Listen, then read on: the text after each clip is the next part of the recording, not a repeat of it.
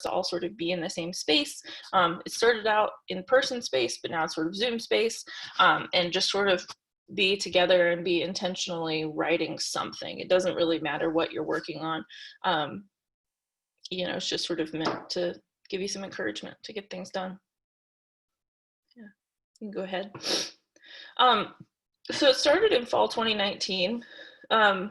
And we have a Google Drive folder, basically how, so I love Google, if you know me, with goals and like a list of participants, just an email list, the goals. We have individual monthly goals like I talked about, and then also annual goals that people are gonna try to meet. So we're actually due to look in on our annual goals. I have a feeling things will, be a little different because of COVID in terms of what we've been able to do and not able to do. We've also had some great presentations. There's a lot of, I think having this group has sort of brought out a lot of hidden talents, a lot of things that we didn't know our colleagues knew about, but they've offered. Like, so Ginny and Amy did a really great presentation on critical friends. I think Ginny talked about that in her session at 9 this morning. Critical friends, sort of this idea that you can find people that you work with that can like be gently firm with you about what you're doing, and can kind of be not so much editors, but just sort of like, I don't know, helpers in the writing process, and can be honest with you, and you kind of have an agreement with each other. Ginny and Amy could talk much more intelligently about critical friends than I could, but they presented on that. And then Sam Harlow, our online learning library, did a Zotero presentation, just sort of basics of Zotero. And we have some plans for some future ones, maybe Qualtrics, things like that. I would say that we were averaging 5 to 10 participants in the fall, which I thought was great. So that's that. The big piece of this was the group read. So we decided to read a book focused on writing and writing concepts, kind of giving some advice. And we chose How to Write a Lot by Paul Sylvia, who is a psychology professor at UNCG. I think they give out this book, or one of his books, to folks at new faculty orientation. So we decided to go through that. It's not all that long. It's not very dense. It's just sort of like a nice little manual on writing in academia. And I don't know if that link will work, Lois, if you want to try it. We basically split up the book, into different sections to read throughout the spring. So we said, okay, by February, please have read chapters 2 and 3. Here's the pages. And then we also, I put together some discussion questions and quotes from each chapter that just sort of spoke to me ahead of time. And it's mostly quotes. And we would kind of use those to guide our discussions a little bit. But also I think that people, we're perfectly willing to offer their own sort of prompts and things like that. So this is just something that I would recommend. Pull out what speaks to you if you're facilitating these meetings, but also just kind of let it, flow naturally, organically, have that discussion. So yeah, and then we were really lucky. So Paul Sylvia is a professor at UNCG. He's one of the faculty members that I work with. Sarah, yeah, we can definitely share that. And he came and talked to us via Zoom in May, and we kind of put together some questions for him, just to get him to clarify some things he says in the book, just give some general advice. I also think that there isn't really a bright side to COVID, but COVID kind of produced a lot of natural discussion points for that visit. We wanted to get his advice on, what do you do during these sort of extraordinary times? Another thing is that Paul Sylvia is a parent, and a lot of people in our writing group are parents. And so they were able to have a nice discussion about sort of how do you manage that and try to work from home. I think that's a struggle that a lot of people are having right now. So he was really able to provide some great insight. He's not a librarian, and so I think sometimes we get a little trapped in our own world. So it was nice to hear from someone else. And then we have more group readings planned for the summer and the fall. We've actually decided, instead of reading an entire book, we're going to just read articles once a month, little short articles. The first one I've got coming up is from the Chronicle of Higher Education. It's on, it's for relatively new faculty on how to get published, but I think it has a lot of relevant stuff for everyone who's involved in the group. And that'll be great. We were, I was thinking about doing another book, but someone pointed out, I think very fairly, that people don't really have the bandwidth to read an entire book right now. And also, you know, folks might feel bad. Oh, I didn't have time to read such and such chapter, so I feel like I can't come to the meeting. You know, an article is a little bit more accessible to people. So, yeah. And then wish list, kind of future directions. I mean, this one's silly, but coffee for in-person meetings. I think that, you know, thinking of ways to kind of boost attendance, and certainly whenever someday we get back and feel comfortable being all in the same room, something like that to kind of attract people and make people feel, I don't know, like it's something that they want to do, take the time out to do would be great. I really want supervisors around the library to support all of their employees attending this if they want to. There have been some things, you know, the group started out originally for faculty, but I've tried to be really, really clear for, you know, the last 6 or 7 months that absolutely anybody who works in the library who wants to come is welcome. It will never be me telling someone that they can't come. But I think that there's still some supervisors who excuse me, I would like to see encourage their employees a little bit more, even if the writing isn't directly related to their job. It's still kind of an important professional development task. So I really love to see more support. Co-leaders for meetings, I get a little tired of hearing my own voice sometimes, and so I think that asking other people to facilitate meetings every once in a while is something that I would like to do. We have lovely participation, don't get me wrong, but I think just giving other people that opportunity. And then finding ways to make Zoom more interesting and engaging. I think we're all sick and tired of Zoom, but unfortunately, and I hate this phrase, I think that Zoom is kind of our new normal for meetings, at least for the foreseeable future. And so I would like to find ways to make it more interesting, more engaging, maybe using some of the polling features, maybe just getting creative with it. My machine won't allow me to do virtual backgrounds, but you know, stuff like that. There's got to be, I'm sure there'll be a whole slew of Zoom scholarship coming out on how to make the most out of Zoom. So, yeah.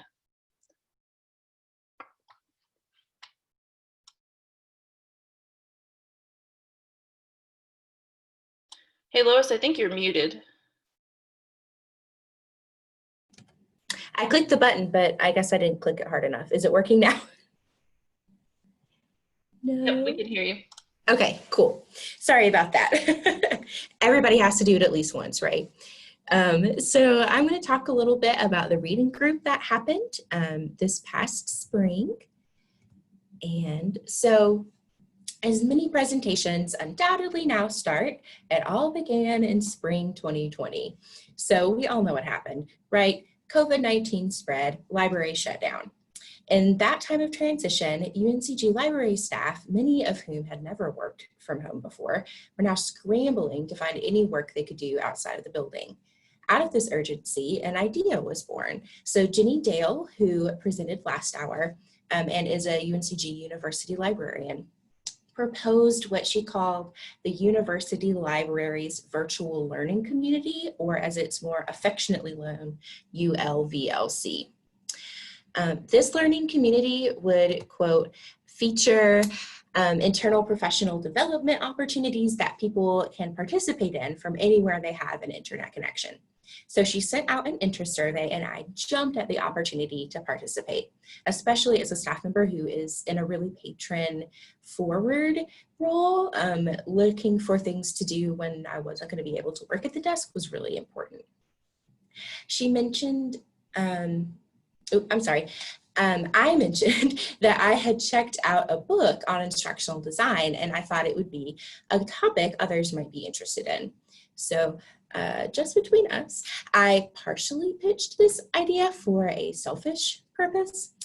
Several months earlier, I was walking through the sort room and made the very dangerous mistake of glancing at a truck of recently returned books. I'm just checking to make sure that the students checked everything in correctly, I lied to myself. Of course, I walked away with another book to check out, in this case, Julie Dirksen's Design for How People Learn. It's relevant to my job, I lied to myself as I brought it home and stuck it on a shelf to gather dust with the rest of my checkouts. It is relevant. I just lied about getting around to it as quickly as I meant to. So yes, part of the motivation for this reading club was to make myself actually read a book. Jenny got back to me, and as luck would have it, it turned out that we had ebook access to this text as well, which made it a really excellent choice for a reading group. We discussed how to structure the club. This particular book happened to have 14 sections, including an introduction and a conclusion. So we decided to cover 2 sections a week over 7 weeks. And I remember thinking at the time, 7 weeks sounded so long, and I was completely convinced that we would be back working in the building long before we finished the book. We were not. We picked 4 p.m. on Thursdays for our standard meeting time to give participants enough time to read the chapters each week. And as she linked to earlier, Rachel created a fantastic schedule for the book that the library writing group read, and I asked her if I could possibly adapt it for this group. She agreed, so that part of the scheduling process was really easy because I had that great framework to work off of. So now that we had the basic structure of the group, Jenny added it to the ULVLC calendar and advertised it to the library. And click the right mouse. So to help foster discussion in the writing group, as you saw earlier, Rachel included questions and quotes from the text in her reading schedule. I really liked this idea. But at this point in the planning process, I had only read through chapter 2 when I started planning the reading club. So instead, I made a collaborative reading guide for each week. These guides were a mix of quotes and images from the text, questions, and occasional relevant anecdotes. In calling these collaborative reading guides, my original intention was for the group members to add their own questions, quotes, etc., and comment back and forth about the chapters. However, in practice, I often didn't get the guides done too much before the weekly discussion. If I were doing this again, I would also share the link to the guides more frequently and talk up the collaborative aspect more as well. The most fun part to me of preparing for the club each week was putting together the slides. I wanted something for everyone to look at while we talked about the chapters each week and to pull in discussion points from the reading guides. I feel like I built a lot of slide deck skills throughout this process, and when possible, I also tried to incorporate the instructional design strategies we were learning about. I ended up putting a significant amount of prep time into the meetings each week, but honestly, a lot of that was just me messing with fiddly design stuff and trying out different themes and ideas and, a little good old-fashioned procrastination. For reference, so you can get kind of a picture of what I'm talking about, here are a couple of examples of the reading guides and slides. So, very similar to Rachel's Google Doc, I just sort of titled the chapters that we were reading that week at the top, and then free association as I went through. I wrote down questions that popped up in my head or things that I thought were relevant, quotes that I pulled out that I wanted to make sure that we covered. And then I also took a lot of pictures of diagrams and charts from the text because this book has a lot of really, really great visual examples. And so I tried to pull those in whenever possible.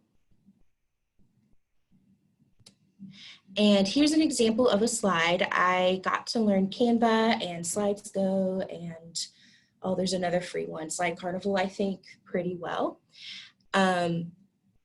This was sort of like a fun kind of graphic theme, and in this case, the chapter was talking about how building habits is relevant to instruction. And so I just wanted to ask the group if they had ever successfully adopted a new habit or broken a bad habit. And at the time, I had given up Instagram for Lent and had actually done a really great job not checking it constantly, and I'm still doing pretty good with that. So that's why the little fun moving arrows are pointing to the Instagram app in that picture. So there's a question from Lenny I want to pop into real quick.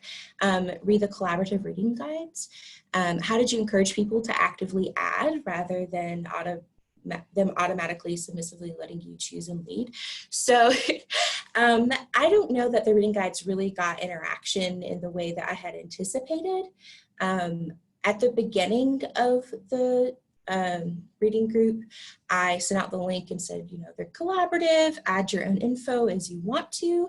That didn't really happen. And so again, if I were doing this differently, I would really like promote that more and say, hey, this is here, put your thoughts here, let's work on this together throughout the week. So it was a whole lot of me choosing what to talk about. But that being said, I would use those guides as a basis, a jumping off point really each week. And I would also ask the other group members if there's anything they wanted to start off with first. So that way, if there was something pressing that they wanted to get off their chests, they could sort of start the direction in that way. I hope that that helps. Yeah, and I think as someone who participated in the reading group, these sort of presentation slides like Lois is showing right now, even though we weren't super engaged with the reading guide, which is not Lois's fault, that's participant problem, these sort of prompts really kind of helped open up the discussion. So it kind of made up for that, I think. That was helpful. Awesome. Well, thank you. Okay, who was in this reading group? Including myself, we had 5 regular participants from 3 departments across the library. We had Access Services, Research, Outreach, and Instruction, formerly known as Reference, and Special Collections and University Archives. I thought this departmental representation was really exciting. Working at the Circ desk, I don't get a ton of opportunities to collaborate with other library departments outside of committee work, which is sometimes interesting and sometimes obligatory, right? It was great to hear other perspectives and how other areas of the library could apply what we were all learning for the book. So it was also really helpful that the other participant from my department, Access Services, and I are on a committee working to revamp our student employee training. So it was very, very helpful to learn about these instructional design ideas at the same time, and then we could bring that back to the committee working on the student employee training. Just a little bit more demographic info. We had a mix of faculty and staff, and most of us interact with students in some capacity, whether through supervising student employees, interns, or teaching reference instruction classes. Okay. I keep grabbing the wrong mouse. Like I know where I am. Come on. So after 7 weeks of great Thursday discussions, we wrapped up the book. And yes, we were still working from home despite my original prediction. First and foremost, I'll say that Design for How People Learn is a really excellent primer on instructional design. If you are at all interested in the topic, I can highly recommend it. It's engaging and it practices what it preaches, which is super meta and fun. And once you realize that it's going on, it's kind of like you're getting in on the secret a little bit. It's a really neat text, especially if you're a beginner. So what did I learn from this experience? As I feel like I learn with every experience, don't procrastinate if you can help it. That'll really, make things go a little bit more smoothly.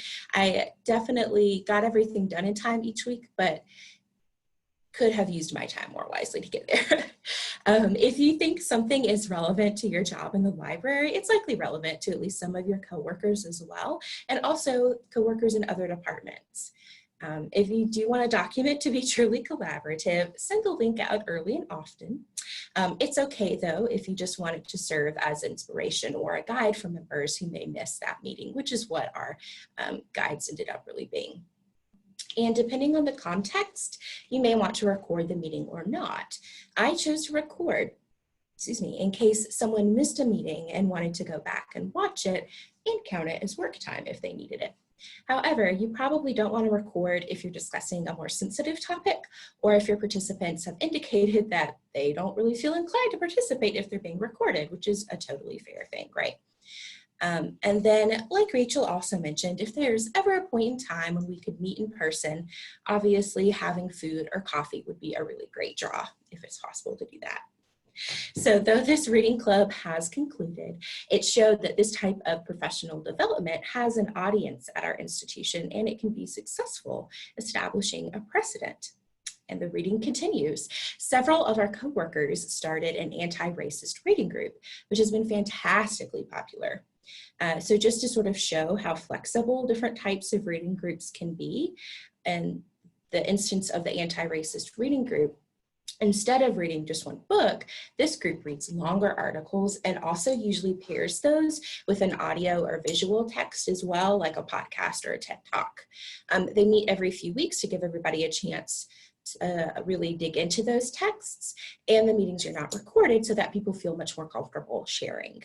And we also observe, I think it's called the Chatham House rule, so that way, if you do talk about what happened there, you're not going out and being like, well, Bertha said this and Paul said that. It gives everybody a chance to be more comfortable sharing their experiences. All right, I'm gonna check real fast. Are there any questions at this point? There is one. Catherine says, I like the idea of articles that might stimulate discussion or conversation. Have you discovered any specific articles that were good conversation starters?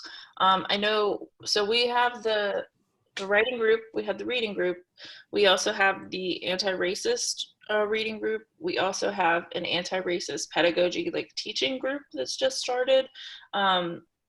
So I mean, I think there is a ton of good literature there. We also have a liaison reading group for folks who are sort of liaison reference librarians. And I think for me, particularly stimulating articles tend to be ones that I think reflect like things that we're all actively going through. So there was an article on burnout that we read a couple weeks ago. I definitely think that burnout is a huge issue always, but right now, especially during sort of the whole COVID situation. So I think things that are particularly like things that resonate with you when you first read the title. There's also one on imposter syndrome that I think a group is going to be reading soon. And it's that the library with the lead pipe article. It's called It's Not Imposter Syndrome. Stuff like that. I don't know what you think, Lois.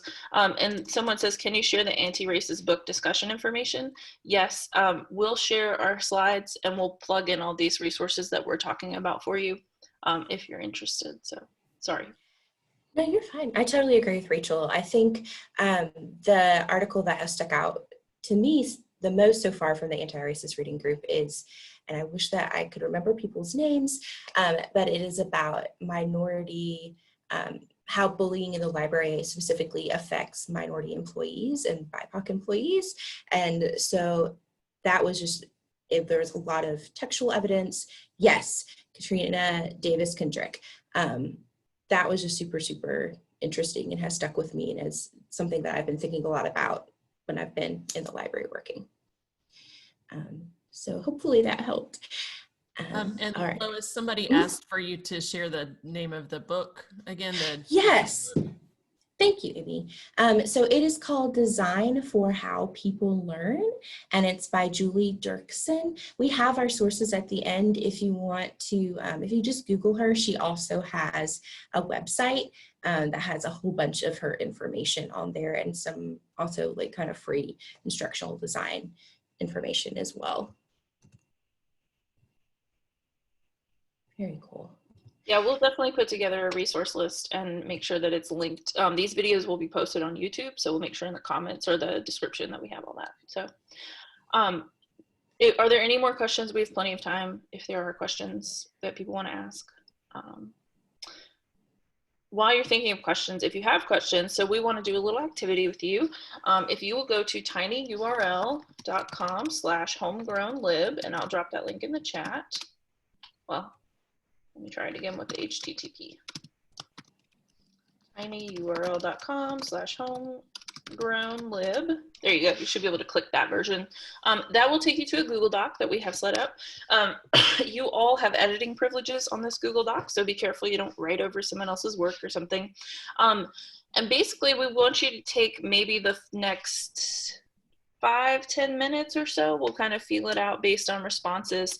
And we want you to think about how you might start some homegrown professional development of your own at your library. So there are 5 questions.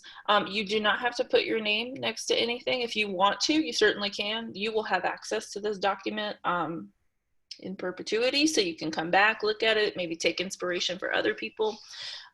So the first question, and if you just choose a line for yourself, and we can always add more lines what kind of professional development do you see a need for within your organization? Maybe it's a group on, anti-stress or something like it can be anything. It doesn't have to be super academic or super serious or anything like that. And depending on your organization, maybe it's just a morale boosting group. Maybe it's a Pokemon Go group, something like that. Like, what can you do for employees in your organization to just kind of do some free professional development? I think that we feel like we have to go to conferences. We feel like we have to do all these things that cost money. But let's think of some free ideas, or low cost. The second question is, who would be the target audience for this activity? So thinking about, this is meant for employees within your library, thinking about, are there specific departments, are there specific people that you think would be particularly interested? Including everybody is absolutely an option.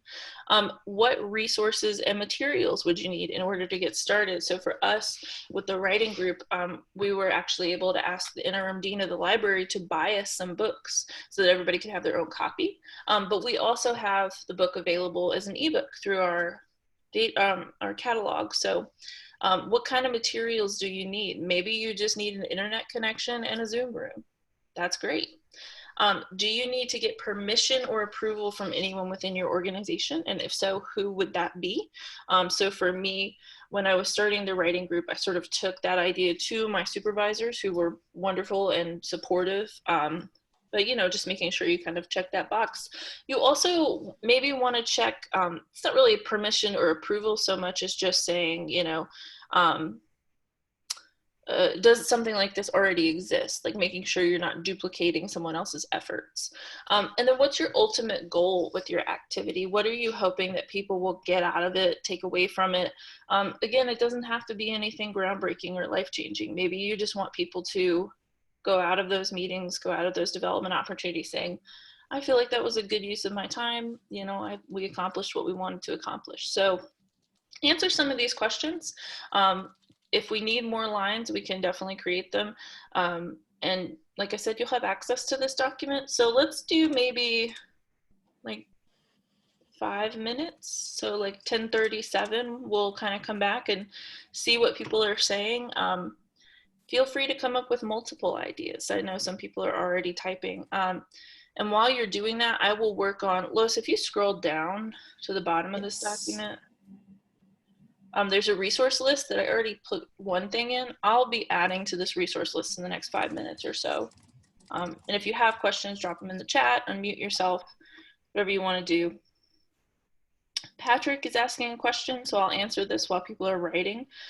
Do you have any success stories from the writing group, people who finished their work or published? Yeah, so I think with the writing group, we always have different goals, and people are in sort of different stages of their publishing process. So there are absolutely people who will come to a meeting 1 month and say, I've been accepted, I want to finish this chapter, my goal is to get this done, get this submitted to my editor, and then they'll absolutely come back and report and say, yep, we got it done, it's through. I know that Amy, who's our moderator this morning, and another colleague of ours named Maggie, we had a chapter published in a book recently. It's called The Engaged Library. Feel free to buy a copy. And I know we were really, thrilled about that when it came out. It was something that we'd actually written before the library group started, but it felt good to report back to the group and say, yeah, we had this published. We can check that box. So yeah, different success stories. So I'll shut up and we'll take a few more minutes and I'll plug some things into the resource list, but we're here if you need anything.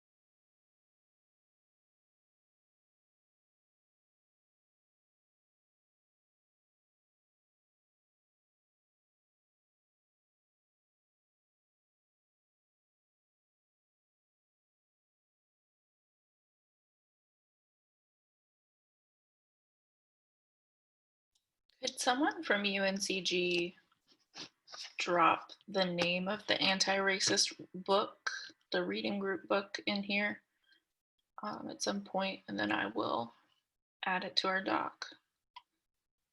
I shamefully have not attended any of those meetings yet. And then Jenny, if you have the link to that one we read for Teaching Tuesday, that would be awesome too. Everybody take about 2 more minutes. Oh, it's a series of articles, podcasts, and videos. Very cool. Okay. No book so far. Well, see, that makes it even more accessible. It's like with the writing group, you don't have to feel like you have to keep up with chapters. Yeah, Lois, if you drop that in the activity, that'd be awesome. So everybody take another minute or two and work. But while, yeah, just take another minute to work and then we'll take questions. We have plenty of time.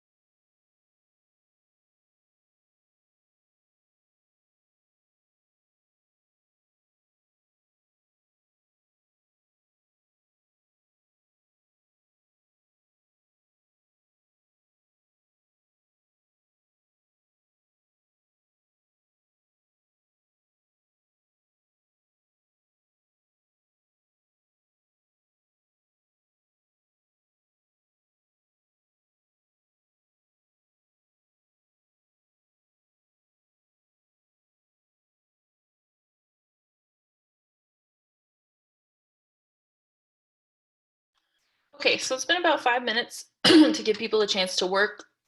Excuse me. Thank you to everyone who's been sort of dropping things in. We had a question from Patrick. I'm trying to reframe your excellent presentation. Thank you.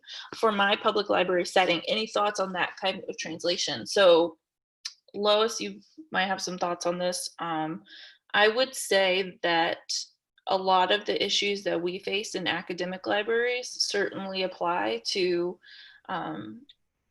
public libraries, all kinds of settings. I think we all have work to do in terms of anti-racism thinking, in terms of just sort of reshaping kind of how we're approaching that sort of work. I think that definitely has applications. Even if writing is not a central part of your job, starting a writing group can certainly have applications. What do you think, Lois? Yeah, I think any job that you write anything in can use a writing group, and you're going to write in almost every job.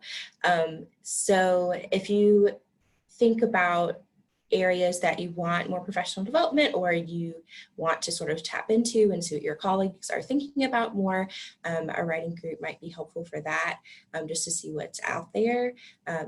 And one of the cool things that it seems like in the library world is that you can sort of, there are a lot of opportunities to write articles or share your research on many topics.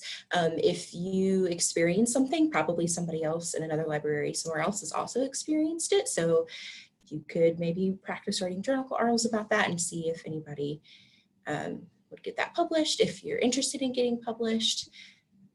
Thinking about reading groups in a public library format, the same thing is awesome for whatever kind of professional development you might be interested in, but need to do sort of more on the cheap. If you already have access to the books, that really helps. And thinking about public libraries specifically, I think Reader's Advisory pops into mind. If you wanted to kind of knock out sharing things that you think might be helpful for your other librarians to know, to recommend, especially if you're doing like kid lit or young adult lit, and you could take turns like reading a short book or, you know, like short stories or whatever, and then the different participants could take turns presenting on those. And so that way you're all getting the knowledge about the book without everybody having to read this whole long reading list. I don't know. What do y'all think? I think the article approach has been a really, really good idea. I mean, I like that we read the How to Write a Lot and, you know, Design for How People Learn. I think people are strapped for time always. And so the articles, podcasts, that's a great idea. Like the anti-racist group is doing podcasts. I'm sorry. I've received 3 phone calls during this presentation. No one calls me ever, except for right now. How to write a lot is pretty concise. Yeah, that's a good point, Amy. So choosing QuickBooks, choosing book chapters, choosing articles. I think those are great. Tons of ebooks through NC Live. They're always sending out notifications about new ebooks they've gotten. So I think lots of, thinking about what's already available to us, and sort of with the COVID situation, relying on ebooks has been essential for us. So seeing some great things listed in the table here, you've done some good thinking. If anybody wants to elaborate on an idea that they had, this is a great time to do some sharing. Feel free to unmute yourself. We can also take questions. We have 8 minutes left, so kind of the world is our oyster right now.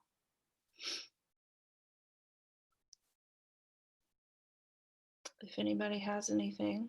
While you're kind of thinking of things, we are building the resource list at the bottom of this document. Again, we'll get that shared. Plenty of things for you to dig in. We have lots of just groups that pop up. Lois's group and my group certainly are not the only ones that exist at our library, and there's some awesome work being done. And so we can definitely connect you with people who are leading those groups if you're interested. Absolutely. Lisa agrees, love the reading group instead of the book club. Yeah, it sounds more accessible. It sounds more like, you don't have to keep up with an entire book or feel like you can't participate because you didn't have time to read 4 chapters or something. Any questions?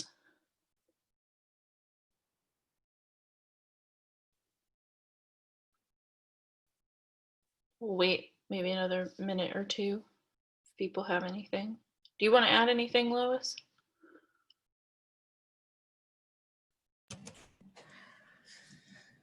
No, other than that, yeah, I think reading group, like Lisa pointed out, is a sort of more accessible title. It doesn't have the same connotations that book clubs can have sometimes.